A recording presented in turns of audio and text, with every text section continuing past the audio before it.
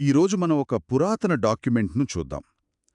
పైకి చూస్తే ఇది ఒక ఆస్తి పత్రంలాగా, అంటే ఒక ల్యాండ్ డీడ్ లాగా కనిపిస్తుంది. అవును.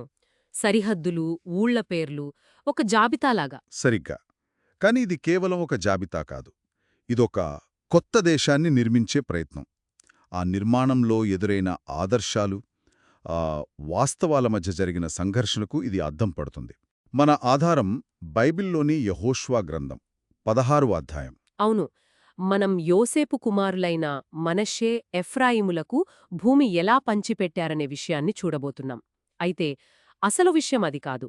ఈ పంపిణీలో దాగి ఉన్న వ్యూహాలు, ఆనాటి రాజకీయ అవసరాలు, సమాజం ఎదుర్కొన్న సవాళ్లను అర్థం చేసుకోవడమే మన లక్ష్యం. ఈ పొడిపొడిగా ఉండే వివరాల నుంచి ఆనాటి మనుషుల కథను బయటకు తీయాలి. ఖచ్చితంగా. ఎందుకంటే ఈ అధ్యాయం చివరలో ఒకే ఒక్క వాక్యముంది. అది మొత్తం కథను తలక్రిందులుగా చేస్తుంది. అంత గెల్చాం, భూమిని పంచుకున్నామని గొప్పగా చెప్పుకుంటున్న ఈ కథలో చివరికి అయ్యో, ఈ ఒక్క పని మాత్రం మేం చేయలేకపోయాం అని ఒప్పుకున్నట్టుగా ఉంటుంది. ఆ ఒక్క అసంపూర్ణమైన పని. అవును, ఆ ఒక్క అసంపూర్ణమైన పని రాబోయే కొన్ని వందల సంవత్సరాల వాళ్ల చరిత్రను ఎలా ప్రభావితం చేసిందో చూద్దాం. సరే, ఇక దీన్ని విడమరిచి చూద్దాం. మొదటి వచనం ప్రకారం యోసేపు పుత్రుల వాట యెరికో దగ్గర యొర్దాను నది నుండి మొదలవుతుంది. సరే, ఏదో ఒక చోట మొదలుపెట్టాలి గదా. యెరికో దగ్గర పెట్టారు. ఇందులో అంత ప్రత్యేకత ఏముంది అని అనిపించవచ్చు. కానీ ఆలోచిస్తే ఈ రెండు ప్రదేశాలకు చాలా ప్రాముఖ్యత ఉంది గదా. ఖచ్చితంగా. ఇది కేవలం ఒక భౌగోళిక ప్రారంభ స్థానం కాదు. యొర్దాను నది అదొక సహజమైన బలమైన సరిహద్దు. దాన్ని దాటి రావడమనేది వాళ్ల ప్రయాణంలో ఒక పెద్ద మైలురాయి. అవును. ఇక యెరికో అది వాళ్లు కనాను దేశంలో అడుగుపెట్టాక సాధించిన మొదటి అతిపెద్ద సైనిక విజయం. అది వారి శక్తికి, దేవుని అండకు చిహ్నం. కాబట్టి వాళ్ల భూభాగాన్ని అక్కడి నుండే ప్రారంభించడమంటే మా హక్కు ఈ విజయం నుండే మొదలైంది అని ఒక బలమైన ప్రకటన చేసినట్టు. ఇదొక సింబాలిక్ స్టార్టింగ్ పాయింట్ అనమాట. అమెరికన్లు తమ కథను ప్లేమౌత్ రాక్ నుండి చెప్పినట్టు వీళ్లు తమ భూమి కథను యెరికో నుండి మొదలుపెడుతున్నారు. సరిగ్గా అదే. ఓకే. ఇక 2వ, 3వ వచనాలలో సరిహద్దు ఎలా ప్రయాణిస్తుందో చూస్తే యెరికో నుండి బేథేలుకొండ ప్రాంతానికి, అక్కడి నుండి లూజు, అతారోతు, బేత్హోరోను, గెజెరు మీదుగా సముద్రం దగ్గర ముగుస్తుంది. ఈ వర్ణన చాలా వివరంగా, ఖచ్చితంగా ఉంది. అవును. ఇక్కడే మనకు అసలు విషయం అర్థమవుతుంది. వాళ్ళు ఊరికే ఉత్తరాన కొండలు, పడమర సముద్రం అని స్థూలంగా చెప్పడం లేదు. ప్రతి మలుపును చెప్తున్నారు. ప్రతి మలుపును, ప్రతి ఊర్నీ ప్రస్తావిస్తున్నారు. అంతేకాదు, అరణ్యం, మన్యదేశం లాంటి భౌగోళిక అమైపులను, అర్కీయులు, యప్లేతీయులు లాంటి ఇతర జాతుల సరిహద్దులను కూడా ప్రస్తావిస్తున్నారు. దీనర్థం వాళ్ళు ఒక ఖాళీ ప్రదేశంలో గీతలు గీయడం లేదు. ఖచ్చితంగా అప్పటికే అక్కడున్న ఒక క్లిష్టమైన సామాజిక, భౌగోళిక వాస్తవికతను గౌరవిస్తూ దాని మధ్యలో తమ స్థానాన్ని నిర్వచించుకుంటున్నారు. ఒక్క నిమిషం, మీరు చెప్పిన పాయింట్ ఆసక్తికరంగా ఉంది. అంటే ఇది వాళ్ల ఆధిపత్యాన్ని చూపించడంతో పాటు వాళ్ళు ఎంత ప్రాక్టికల్గా ఆలోచించారో కూడా చూపిస్తుందన్నమాట. అవును, ఎంత ప్రాక్టికల్గా. మేమొచ్చాం, ఇక అంతా మాదే అని గుడ్డిగా కాకుండా, ఇక్కడ ఈ కొండ ఉంది, ఇక్కడ ఈ జాతివాళ్లు ఉంటున్నారు, వాళ్ల సరిహద్దు తర్వాత మనది అని చాలా జాగ్రత్తగా వ్యవహరిస్తున్నారు. సరిగ్గా అదే. ఇది వాస్తవికతకు అద్దం పడుతోంది. ఓ దేశాన్ని నిర్మించడమంటే మ్యాప్లో గీతలు గీయడం కాదు, క్షేత్రస్థాయిలో ఉన్న పరిస్థితులతో సర్దుకుపోవడం. నిజమే. ఈ వివరాలు ఆ సర్దుబాటు ప్రక్రియ ఎంత సంక్లిష్టంగా ఉండేదో మనకు తెలియచేస్తాయి. సరే, ఇప్పటివరకు అంతా బాగానే ఉంది. కాని 4వ వచనంలో మనష్షే, ఎఫ్రాయిములు ఇద్దరూ భూమిని పొందారని ఒక్క మాటలో చెప్పేసి 5వ వచనం నుండి పూర్తిగా ఎఫ్రాయిమీల సరిహద్దుల గురించే వర్ణించడం మొదలుపెట్టారు. ఇక్కడే నాకు ప్రశ్నొస్తోంది. యోసేపుకు ఇద్దరూ కుమారులే గదా, మరి ఎఫ్రాయిము గోత్రానికే ఇంత ప్రాధాన్యత ఎందుకు? ఇది చాలా మంచి ప్రశ్న. గ్రంథం దీనికి ప్రత్యక్షంగా సమాధానం చెప్పదు. కాని ఇజ్రాయేలీల తర్వాతి చరిత్రను చూస్తే మనకు కొన్ని ఆధారాలు దొరుకుతాయి. అంటే యాకోబు ఆశీర్వదించేటప్పుడే చిన్నవాడైన ఎఫ్రాయిమును పెద్దవాడికంటే ఎక్కువగా ఆశీర్వదిస్తాడు. కాలక్రమేణా ఎఫ్రాయిము గోత్రం ఇజ్రాయేలు 12 గోత్రాలలో అత్యంత శక్తివంతమైన, ప్రభావవంతమైన రాజకీయ శక్తిగా ఎదుగుతుంది. ఓ అలాగా. అంటే ఉత్తర రాజ్యానికి నాయకత్వం వహించింది కూడా వాళ్లే కదా. అవును. ఇజ్రాయెల్ రాజ్యం రెండుగా చీలినప్పుడు ఉత్తర రాజ్యానికి నాయకత్వం వహించిందే ఎఫ్రాయిము గోత్రం. అంటే ఈ గ్రంథం రాసే సమయానికి ఎఫ్రాయిము గోత్రం అప్పటికి ఒక సూపర్ పవర్ అన్నమాట. కాబట్టి రచయిత ఆ ప్రాముఖ్యతను దృష్టిలో పెట్టుకుని వాళ్ల సరిహద్దులను ఇంత వివరంగా నమోదు చేసి ఉండవచ్చు. బహుశా అదే కారణం. చూడండి, మన నాయకులైన ఎఫ్రాయిమీయుల భూమి ఇదే అని చెప్పడం వారి ఉద్దేశం కావచ్చు. వారి సరిహద్దులను ఎంత వివరంగా వర్ణించారో చూడండి. అతారోతు అద్దారు, బేత్హోరోను, మిక్మెథాతు. ఈ పేర్లన్నీ మనం గుర్తుపెట్టుకోవాల్సిన అవసరం లేదు, కానీ ఇన్ని పేర్లను ఎందుకు నమోదు చేశారనేదే అసలు పాయింట్. ఖచ్చితంగా ఇది వారి భూమిపై వారికున్న హక్కు ఎంత బలంగా చట్టబద్ధంగా ఉందో నిరూపించే ప్రయత్నం. ఈ వివరాలు వింటుంటే నాకేమనిపిస్తోందంటే, ఇది కేవలం ఒక కథనం కాదు, ఇదొక అధికారిక, చట్టపరమైన దస్తావేజు. అవును, ఒక లీగల్ డాక్యుమెంట్.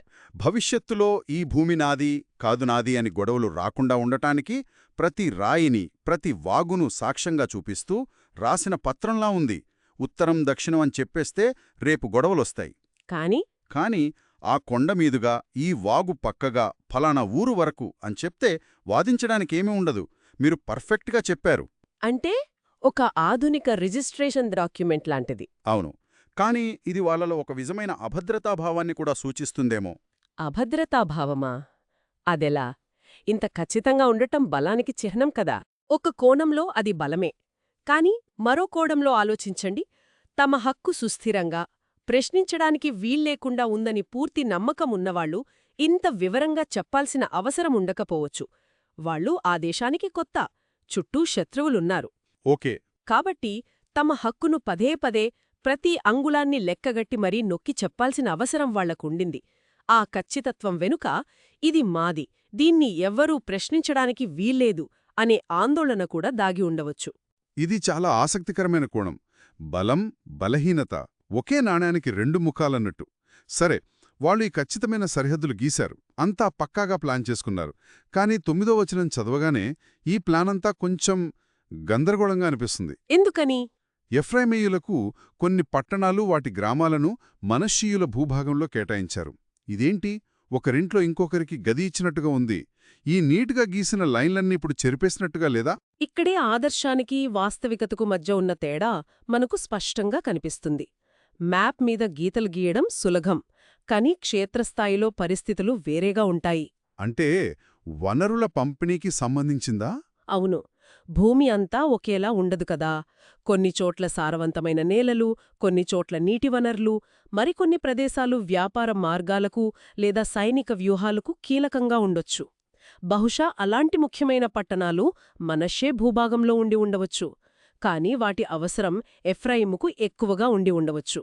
అంటే ఒక పెద్ద కేకును సమానంగా 4 ముక్కలు కోయడం కాకుండా, ఎవరికి ఏ ఫ్లేవర్ ఇష్టమో, ఎక్కడ చెర్రీ ఉందో చూసి పంచినట్టుగా ఉందన్నమాట. అద్భుతమైన పోలిక.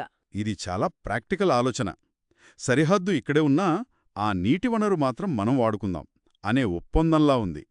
ఇది ఆధునిక కాలంలో దేశాల మధ్య ఉండే స్పెషల్ ఎకనామిక్ జోన్స్ లాగా ఉంది. సరిగ్గా. ఇది కేవలం వనరుల పంపిణీ మాత్రమే కాదు. దీని వెనక ఒక లోతైన రాజకీయ, సామాజిక ఆలోచన కూడా ఉంది. అదెలా? ఒకరి భూభాగంలో మరొకరి ప్రజలు నివసించడం వల్ల వారి మధ్య పరస్పర ఆధారపడటం పెరుగుతుంది. వాళ్లు ఒకరితో ఒకరు మాట్లాడుకోవాలి, వ్యాపారం చేసుకోవాలి, సమస్యలు వస్తే కలిసి పరిష్కరించుకోవాలి. ఇది 2 గోత్రాల మధ్య సంబంధాలను బలోపేతం చేస్తుంది. లేదా కొత్త గొడవలు కూడా కారణం కావచ్చు కదా. మా భూమిలో ఉంటూ మాకే ఎదురు చెప్తారా అనే అహంకారం కూడా తలెత్తొచ్చు. నిస్సందేహంగా ఆ ప్రమాదం ఎప్పుడూ ఉంటుంది. ఈ ఏర్పాటు ఐక్యతకు ఎంత అవకాశమిస్తుందో అంతర్గత కలహాలకు కూడా అంతే అవకాశమిస్తుంది. ఇదొక కత్తిమీద సాములాంటిది. నిజమే. వాళ్ల ఆలోచన విధానంలో ఉన్న సూక్ష్మదృష్టికి ఇది నిదర్శనం. సరే, ఇక మనం మొదట్లో చెప్పుకున్న ఆ బాంబులాంటి చివరి వచనం 10వ వచనం దగ్గరికొద్దాం. గెజురులోని కనానీయులు. అవును, ఇప్పటివరకు అంత పక్కా ప్రణాళిక, విజయాలు, తెలివైన ఒప్పందాల గురించి మాట్లాడుకున్నాం. కాని ఇక్కడ కథ ఒక్కసారిగా మలుపు తిరుగుతోంది. అయితే గెజెరులో నివసించిన కనానీయుల దేశమును వారు స్వాధీనపరుచుకొనలేదు. వారు నేటివరకు ఎఫ్రాయిమీల మధ్య నివసిస్తూ పన్ను కట్టే దాసులుగా ఉన్నారు. ఒక్క నిమిషం, అసలిక్కడ ఏం జరుగుతోంది? అంతా గెలిచారు, భూమి పంచుకున్నారు అంటున్నారు. కాని గెజరు వాళ్ళని మాత్రం ఏమీ చేయలేకపోయారా? ఇది విజయగాథలో ఒక పెద్ద అపశృతిలా వినిపిస్తోంది కదూ. అవును. ఇది అపశృతి మాత్రమే కాదు, ఇది వాస్తవికతకు నిలువట్టద్దం. ఈ ఒక్క వాక్యం యెహోషువ గ్రంథంలోని మిగతా విజయగాథలన్నిటినీ ఒక కొత్త కోణంలో చూసేలా చేస్తోంది. అది ఆక్రమణ పూర్తి కాలేదని, వాళ్ల ప్రణాళికలో ఒక పెద్ద లోపం ఉండిపోయిందని నిక్కచ్చిగా ఒప్పుకుంటున్న వాక్యం. అయితే ఇది కేవలం సైనిక వైఫల్యమా, లేక దీని వెనుక వేరేదైనా కారణముందా? పన్ను కట్టే దాసులు అనే పదం వింటుంటే ఇది ఒక రకమైన ఆర్థిక ఏర్పాట్లా అనిపిస్తోంది. మీరు సరైన ప్రశ్న అడిగారు. ఇది 2 రకాలుగా చూడొచ్చు. మొదటిది, దేవుని ఆజ్ఞ ప్రకారం కనానీయులను పూర్తిగా వెళ్లగొట్టాలి. ఆ కోణంలో చూస్తే ఇది ఎఫ్రాయిమీయుల అవిధేయత, వైఫల్యం. గెజరు బలమైన నగరం గదా. అవును, చాలా వ్యూహాత్మకమైనది, బలమైనది. దాన్ని వాళ్లు జయించలేకపోయి ఉండవచ్చు. రెండో కోణం, ఇది ఒక రాజకీయ ఆర్థికపరమైన రాజీ. అంటే వారిని పూర్తిగా నిర్మూలించడం కంటే వారిని తమ ఆధిపత్యం కింద ఉంచుకుని వారిచేత పనులు చేయించుకుంటూ వారి నుండి పన్నులు వసూలు చేసుకోవడం వారికి మరింత లాభదాయకంగా అనిపించి ఉండవచ్చు. అంటే శత్రువును పూర్తిగా నాశనం చేయడం కంటే వాళ్లను బానిసలుగా మార్చుకోవడం ఎక్కువ లాభదాయకమని ఆలోచించారన్నమాట. ఇది చాలా ప్రాక్టికల్ ఆలోచనే కానీ ఇది భవిష్యత్తులో పెద్ద సమస్యలకు దారితీసే ప్రమాదం ఉంది కదా. ప్రమాదం కాదు, ఖచ్చితంగా దారితీస్తుంది. ఒక బలమైన సమూహాన్ని మీ మధ్యలోనే అణచివేతకు గురైన వాళ్లుగా ఉంచుకోవడం అంటే మీ ఇంట్లోనే ఒక టైం బాంబ్ పెట్టుకున్నట్టు కాదా? ఖచ్చితంగా. మీరు వాడిన పదం చాలా సరైనది. అది ఒక టైం బాంబ్. ఈ ఏర్పాటు భవిష్యత్తులో ఇశ్రాయేలీయుల మత సాంస్కృతిక జీవితంపై విపరీతమైన ప్రభావాన్ని చూపింది. కనానీయుల ఆచారాలు వీళ్లలోకి రావడం మొదలైంది. అవును, వారి దేవతల ఆరాధన నెమ్మదిగా ఇశ్రాయేలీయులలోకి ప్రవేశించింది. న్యాయాధిపతుల గ్రంథంలో మనం చూసే ఇశ్రాయేలీయుల పతనానికి, గందరగోళానికి మూల కారణాలలో ఒకటి ఇదే. వాళ్లు దేవుని ఆజ్ఞను మీరి కనానీయులతో రాజీ పడటం. ఆ రాజీకి పునాది పడింది ఇక్కడే, ఈ ఒక్క వచనంలోనే. వావ్! అంటే ఈ అధ్యాయం చివర్లో సాధారణంగా కనిపించే ఈ ఒక్క వాక్యం రాబోయే తరాల కథకు నాంది పరుకుతోందన్నమాట. ఇది కేవలం ఒక ఫుట్నోట్ కాదు, ఇది మొత్తం కథకు ఒక కీలకమైన మలుపు. సరే, ఈరోజు ఈ విశ్లేషణ నుండి మనం గ్రహించాల్సిన ముఖ్య విషయాలనొకసారి చూద్దాం. తప్పకుండా. మొదటిది, యోసేపు కుమారుల భూవిభజన అనేది కేవలం గీతలు గీయడం కాదు, అది చట్టపరమైన ఖచ్చితత్వంతో, తమ హక్కును నిరూపించుకోవాలనే తపనతో, బహుశా కొద్దిపాటి అభద్రతతో చేసిన ఒక ప్రక్రియ. రెండవది, ఈ భూ కేటాయింపులు ఆదర్శవంతంగా కాకుండా చాలా ప్రాక్టికల్గా జరిగాయి. వనరులు, వ్యూహాత్మక ప్రాముఖ్యతను బట్టి ఒక గోత్రానికి చెందిన పట్టణాలు మరో గోత్రం భూభాగంలో కూడా ఉన్నాయి. ఇది వాళ్ల రాజీధోరణిని, సమస్యలను పరిష్కరించడంలో వాళ్లకున్న సూక్ష్మదృష్టిని చూపిస్తుంది. సరిగ్గా. ఇక అన్నిటికంటే ముఖ్యమైన మూడో విషయం, గెజేరులోని కనానీయుల ఉనికి. ఇది ఆక్రమణ ప్రక్రియ అసంపూర్ణంగా ముగిసిందని చెప్పే ఒక నిజాయితీగల ఒప్పుకోలు. ఆ రాజీ నిర్ణయమే భవిష్యత్తులో వాళ్ల పతనానికి బీజం వేసింది. అవును. ఇక నా తుది ఆలోచన ఏమిటంటే, ఈ అధ్యాయం ముగింపులో నేటి వరకు అనే పదం వాడబడింది. అది చాలా శక్తిమంతమైన పదం. గ్రంథ రచయిత ఆ గ్రంథాన్ని చదువుతున్న తన కాలంనాటి ప్రజలతో నేరుగా మాట్లాడుతున్నాడు. అంటే మీరు ఇప్పుడు చూస్తున్న ఈ పరిస్థితికి మూలం ఇక్కడే ఉంది అని చెప్తున్నట్టుగా. కనానీయులు మన మధ్య పన్ను కడుతూ బానిసలుగా ఉండటం, ఆ పరిస్థితికి మూలం మన పూర్వీకులు తీసుకున్న ఈ నిర్ణయంలోనే ఉంది అని వేలెత్తి చూపిస్తున్నట్టుగా ఉంది. ఇది గతాన్ని వర్తమానంతో ముడిపెడుతోంది. ఇది మనల్ని ఒక ప్రశ్న అడిగేలా చేస్తోంది. అవును, ప్రతి దేశానికి, ప్రతి సమాజానికి ఒక పునాది కథ ఉంటుంది. కాని ఆ కథలో ఇలాంటి అసంపూర్ణమైన పనులు, రాజీలు, వైఫల్యాలు కూడా ఉంటాయి. ఒక జాతి తన పునాది కథలోని వైఫల్యాన్ని స్వయంగా ఒప్పుకోవడం వెనుక ఉన్న అర్థమేమిటి?